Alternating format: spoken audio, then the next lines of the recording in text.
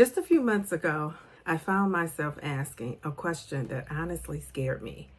And I asked myself, what if my GLP-1 isn't working anymore? And not because I gained weight, not because my A1C had gone up, not because my blood pressure had gone up, not because my doctor had told me it stopped working. It was because things felt different. The hunger felt different, the cravings felt different, the scale felt different, and maybe you have felt that way too. Maybe you've looked at your journey like I have and thought, why does this feel much harder now? Before we get started, let me tell you what this video is not about. I'm not going to tell you to drink more water. I'm not going to tell you to eat more protein. I'm not going to tell you to get more sleep. I'm not going to tell you to manage your stress. You probably heard all those things already. So instead, I'm going to share with you 7 things that changed my GLP-1 journey that no one prepared me for. And honestly, the last one may be the biggest reason people feel stuck. Change number 1, the miracle became normal. Haven't you felt like that? When we first started, things were exciting. I was excited. Every pound I lost, every scale victory, every time I went down a size, when my clothes fit differently. And then something happened. And you know what that was? Success became normal, taking this GLP-1. I got used to all the progress. And once something becomes normal, your brain stops celebrating it. Have you ever noticed how quickly we forget things that we actually once prayed for? And I know I have been guilty of that on this journey. Change number 2 is I started looking for what was wrong. This one really surprised me because when you're losing weight, you're walking around, you're happy a lot of the time, you're excited. This is something that you've wanted for so long and now it's happening. But sometimes the more progress you make, the more critical you become of yourself. Instead of continuing to notice what was improving, I would find myself noticing what was not happening. I'm going to say to you, we do not want to focus on those things that aren't going the way they used to. We want to focus on those things that are actually working. And that is when I realized something really scary, which brings me to change number 3. This journey got harder. It got harder. The first part of your journey and the second part of your journey is not the same. There are always people who don't fit this pattern, and that's okay. But for many of us, at first we're cruising along, we're doing what we do, we're doing our thing, we're hitting our goals, and then something changes and the weight loss slows down. Some of those things that excited you before aren't happening right now. Every pound we get or ounce, we feel like we're fighting for that, right? It doesn't come easy. And we start to think that we are failing on this GLP-1 journey. And we're not failing. That's what I want people to remember. It's simply a different stage in your journey. So if you are at this stage in your journey right now, I want you to take a moment and listen to me closely. Stay patient and stay consistent. Change number 4. I started comparing myself with people who weren't me. Simple as that. They are not me. Our biology isn't the same. Our backgrounds probably aren't the same. I know a lot of times we look at somebody who is around the same weight as we are. We look at someone that's around the same size. Maybe their shape is very similar to yours or mine. Maybe they started taking the medication at the same time. What I learned early on, and I've really held on to that, I realized that you can't compare yourself based on how somebody looks, because what is happening inside their body, that is going to determine their weight loss and their health. We don't know their metabolic health. We don't know their hormones. We don't know their health history, and we don't know their age. So a lot of times we're comparing ourselves to the spring chickens out here. And I say, let's not do that. So if you are someone that's comparing yourself, let's stop doing that. This is just a quick reminder to stop. That brings me to change number 5. And this was a hard one for me. Change number 5 is my expectations changed.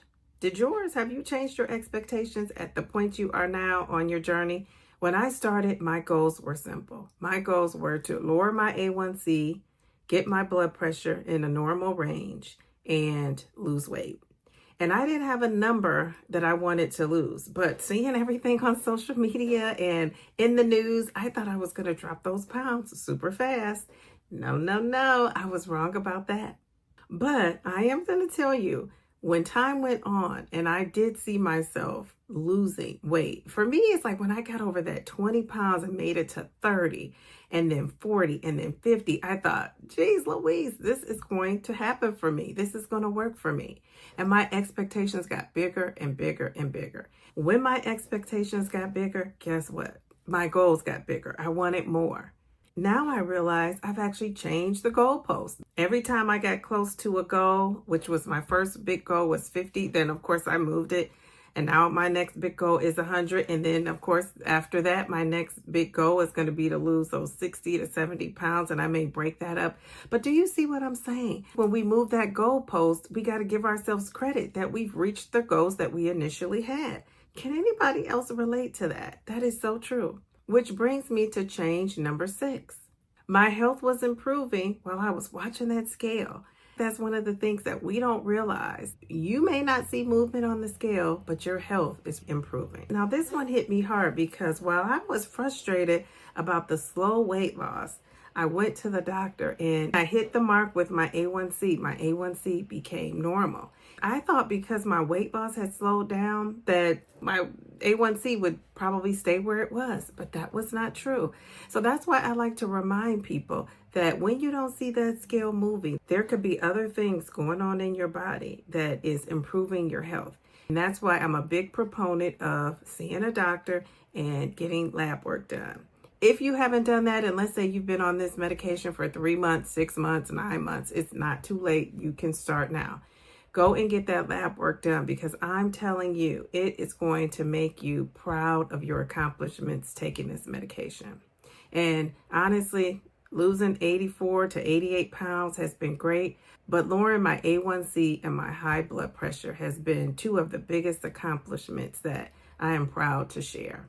I want you to leave a comment and let me know how many improvements in your life have changed that have absolutely nothing to do with that scale. This is our chance to do a humble brag, so I want you to put that down in the comment section. And that brings us to change number 7. And remember, I told you earlier, I think this is one of the reasons why people feel stuck. Change number 7 is, I forgot how far I've come. Now, this one got me because I really had to sit back and think over these 2 years how much I have gone through on this medication, how many ups and downs, how long I stayed on the dose or not. And I do have some videos talking about how long I stayed on the dose and my weight loss dose by dose. So you might want to check those videos out. But I'm telling you, when I think about how far I've come on this medication, I am proud of myself. And I always say this, if I don't lose another pound, I can give myself a pat on the back. I am going to stop focusing on where I'm not and focus on how far I've come. I want you to do the same thing. So if you've been on this journey for a while, I want you to do something. I want you to think about the person you were before. Think about how far you have come. Think about the things you can do now that you could not do before. Think about the great health improvements. Think about the confidence you have. Think about the strength you have. Think about the lessons you've learned. Now, I see in my comments, people are actually strength training. I love that for us. We want to keep that going. We want to keep getting strong. People are actually telling me how they're running around with their grandkids now. And I know sometimes when we think about losing weight or feeling fabulous, we think once you're a person of a certain age that you should be giving that up. You should just go off and sit down and watch TV. Well, no. We're not doing that. We're not just going to go sit down. We're not just going to go watch TV. We're going to get off that couch. We're going to take our walks. We're going to stroll around. We're going to run around with our kids and grandkids. We are going to live. That's the best thing that I think this medication has done. And I'm going to tell you, when somebody tells me that they're 75, and I get comments in my comment section from people telling me that they are 70, 75, 80, and how they feel alive again. Do you know how good that makes me feel? When you're an older person or a woman of a certain age or a man of a certain age, this society tends to give up on you. I love how people are making a decision to change their life. That is what you're doing on this medication. We want to take great care of ourselves and our health. We want to be around for our kids and grandkids. So I want you to hear me. Maybe your GLP-1 didn't in fact stop working, like I suspected mine did. Maybe your expectations changed. Maybe your perspective changed. Maybe your life changed in some way. But before you decide that you are failing, before you decide the medication is not working, before you give up, or before you become so discouraged, I want you to think about how far you have come. And you don't have to be taking this medication for 2+ years like me to realize how far you've come. You could be 2 weeks in, you could be 1 month in, you could be 3 months in, you could be 6 months in. Whatever stage you are at, I just want you to know that your progress should not just be measured by the pounds. And success isn't determined by how quickly you get there. As I always say, it's progress over perfection. Think about the progress and how far you've come. So I want you to leave me a comment and let me know, has any of these changes resonated with you? I really had to sit down and get reflective about these changes. So go back, rewatch, let me know if you can relate to anything I talked about today. So I want you to hype this video, and I say hype the video because if you hype the video, YouTube will push this out and more people will be able to see it. I really want to give people hope on this journey. So if you're not subscribed to my channel, I want you to subscribe. I'd love for you to join the Diva family. Hit that notification bell so you can be notified every time I go live or upload a video. I am live on Wednesdays at 8:30 p.m. Eastern, so join me on Wednesday where you can ask questions and we would love to celebrate your progress on this journey. And most importantly, I want you to take great care of yourself. And remember, slow and steady wins the race. Just don't quit.